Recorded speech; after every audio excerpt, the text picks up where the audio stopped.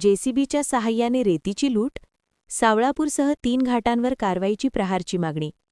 अमरावती, सावळापूर, टॉगलाबाद आणि येलकीपूर्णा पूर्णानगर येथील रेती घाटांवर नियमबाह्य पद्धतीने जेसीबीच्या सहाय्याने मोठ्या प्रमाणात उत्खनन सुरू असल्याचा आरोप करत संबंधितांची परवानगी तात्काळ रद्द करून फौजदारी गुन्हा दाखल करण्याची मागणी प्रहारद्वारे करण्यात आली आहे. याबाबत जिल्हा खनिकर्म अधिकारी अमरावती यांना निवेदन सादर करण्यात आले. निवेदनानुसार येवली पूर्णा रेती घाटावर 0.5 मीटरपर्यंत उत्खननास परवानगी असताना त्यापेक्षा अधिक खोलीपर्यंत रेती काढली जात आहे. या उत्खननामुळे परिसरातील शेतकऱ्यांच्या शेतांचे बांध तोडले गेले असून पावसाळ्यात पाणी थेट शेतात शिरून पिकांचे नुकसान होण्याची भीती व्यक्त करण्यात आली आहे. हा प्रकार शासकीय संपत्तीची चोरी असल्याचा गंभीर आरोपही करण्यात आला आहे.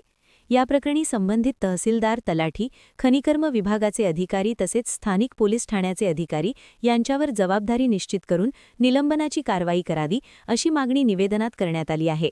तसेच अवैध उत्खनन तात्काळ थांबवून दोषींवर कठोर कारवाई करावी अशी ठाम भूमिका व्यक्त करण्यात आली.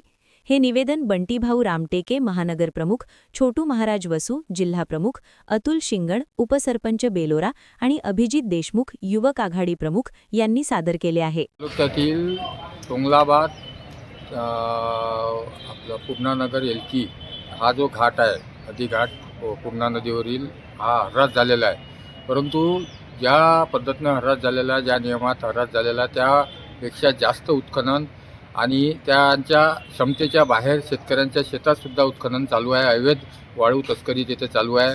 वारंवार खनिकर्म अधिकारी यांना निवेदन देऊनसुद्धा तेथील स्थानिक तहसीलदार, ADO आणि तलाठी यांनासुद्धा निवेदन दिले, पोलीस स्टेशनलासुद्धा दिले. परंतु अजूनपर्यंत त्या अवैध उत्खननावर कुठलीही कारवाई किंवा त्यांच्यावर कुठलाच वचक यांनी अधिकाऱ्यांनी दिलेला नाही. त्यामुळं यावेळेस आम्ही खनिकर्म अधिकारी, जिल्हाधिकारी आणि RDC साहेब यांना निवेदन दिले आणि येत्या 3 ते 4 दिवसात जर त्या अवैध उत्खननावर बंदी आणली नाही आणि संबंधित अधिकाऱ्यांवर व कर्मचाऱ्यावर कारवाई केली नाही आणि ज्यांचा ठेका आहे तो जर रद्द केला नाही तर आम्ही येत्या या आठवड्यात जिल्हा खनिकर्म अधिकारी यांच्या दालनात ठिय्या आंदोलन करू.